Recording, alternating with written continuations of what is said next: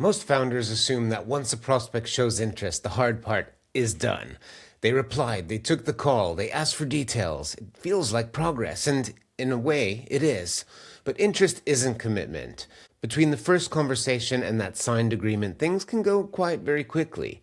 Not because the buyer changed their mind, but because nothing is pulling the process forward. Next steps are unclear, follow-up slips, the prospect doesn't say no.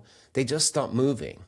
From inside the business, that can be confusing. The lead seemed serious, right? The call went well, yet nothing happened. What disappeared wasn't interest, it was that momentum.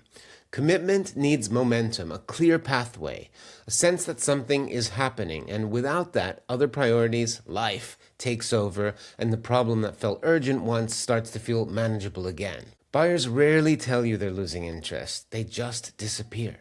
And eventually the opportunity is gone, not because you were the wrong choice, but because nothing kept moving.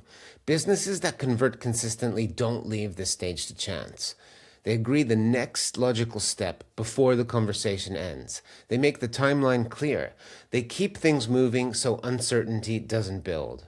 Because the space between interest and taking action is where most deals are decided.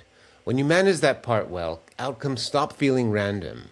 You can see which deals are progressing and which ones aren't, and that's a very different way to run a business.